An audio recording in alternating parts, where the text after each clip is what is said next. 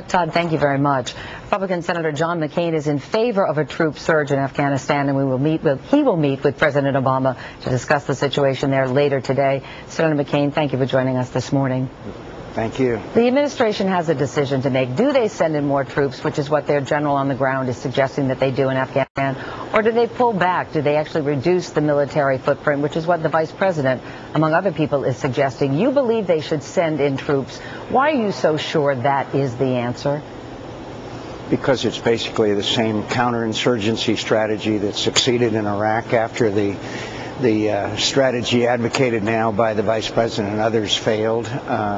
We have to hold and clear and hold places in Afghanistan so that people can live secure lives and have a continuation of a political and social environment that will allow them to beat back at the Taliban and prevent Afghanistan from returning as a base for attacks on the United States of America. Yeah, one of the questions, Senator, is whether Afghanistan is in imminent danger of falling to the Taliban. General McChrystal seems to think that it is. The National Security Advisor, James Jones, seems to think that it isn't. So we're getting two conflicting messages here. What is at stake?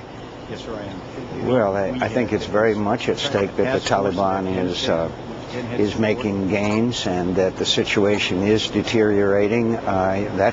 That's been made dramatically clear by the deaths of 8 young soldiers over the weekend. Casualties are up.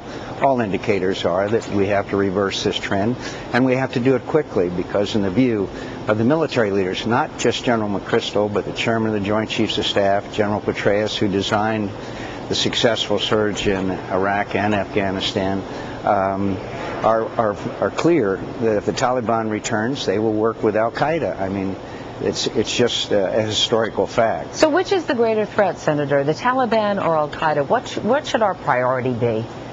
You can't separate the two. The Taliban is making gains. Al-Qaeda will return if the Taliban takes over. Not to mention the horrible things would happen to the Afghan people if the Taliban returned to power. But they're not. I strongly disagree with those who allege they are separate problems. They worked together in the past. They would work together in the future. The urgency here, Meredith, is that there's 68,000 already there. Americans are dying. The situation is deteriorating. We have to turn it around. And as far as General McChrystal speaking out, you know, we wish they'd spoken out earlier in the Iraq War. We certainly wish they'd have spoken out during the Vietnam War. You don't feel he was out of line, Senator, as many do, for speaking out publicly? Of course not. He didn't leak the report to the Washington Post. It was all over this town, and he was asked a direct question as to whether he thought the strategy of counterterrorism rather than counterinsurgency would work.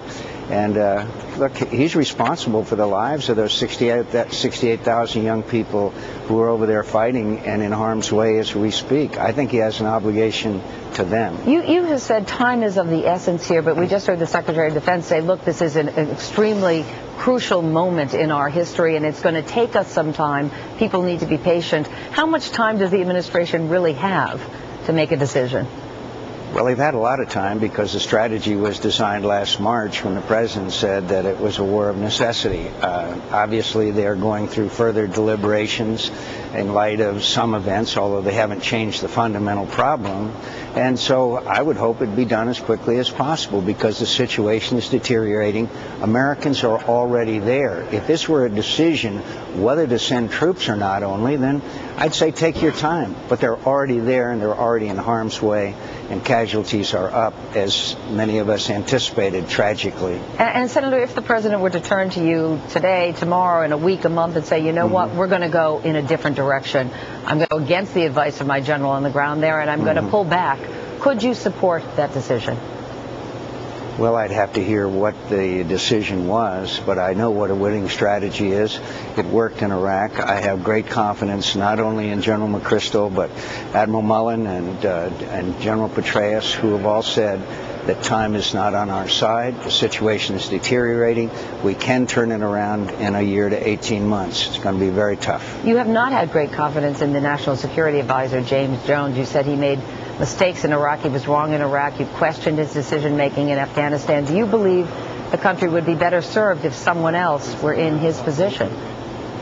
No, I have great respect for General Jones, and he is a selection of the President of the United States. I've known him for many years. I appreciate his service to this country very much. But you think he's wrong in the way that he has handled Iraq and Afghanistan? I know he was wrong in his recommendations for Iraq. He said we should move to the borders and reduce troops at a time when we were implementing the surge. I mean, that's just a historical fact. All right, Senator John McCain, we appreciate your time this morning. Good luck at that meeting. Thank you. Thank you. It is coming on 7:20, and now here's